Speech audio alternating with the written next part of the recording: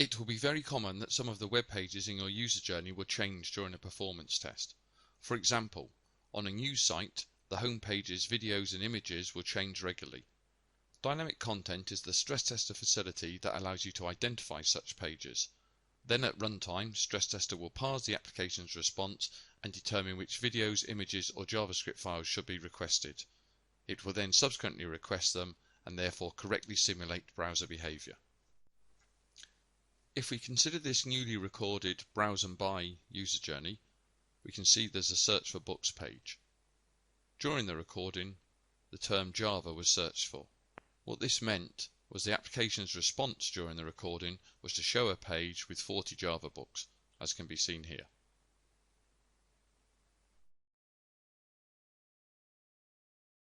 Obviously, to simulate correctly what will happen at runtime, we will need to vary the search term. That is, different users will be searching for different books.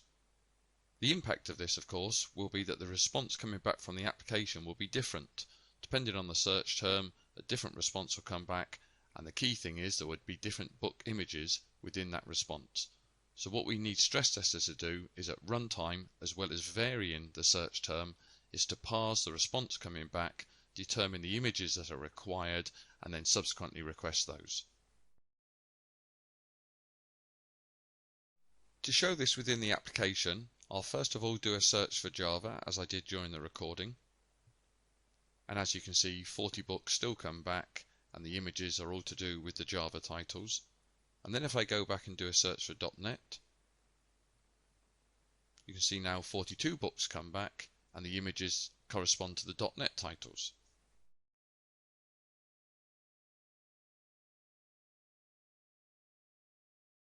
So let's configure StressTester to automatically request the dynamic images, etc. at runtime. First thing I need to do is select the page that I wish to configure, in this case the search for books. And then looking at the page's properties, I can see the dynamic content settings area, and I select the type of content that I want StressTester to parse the application's response for, and then subsequently make the relevant requests. I know for this application that images and JavaScript change between pages, and therefore I'm going to configure for that. When I've completed my configuration, I click Save, and the first thing I notice is that a blue circle appears after the step group that I've just configured.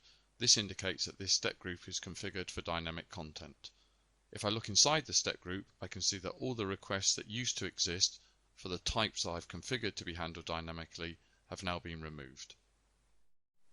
So how do we test this dynamic content configuration works correctly? Well, you'll remember that I recorded the user journey searching for Java books.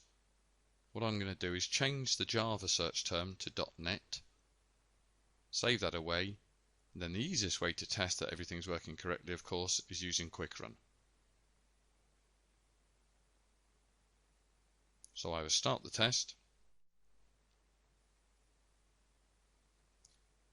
And what we're looking for in this workspace, once again, are the thumbnail images that draw down the right hand side.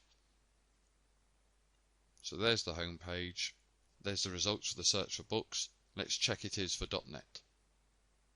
Yes, sure enough, .NET has been searched for. We can see that 42 books as opposed to the 40 for Java have been returned, and the correct images have been selected.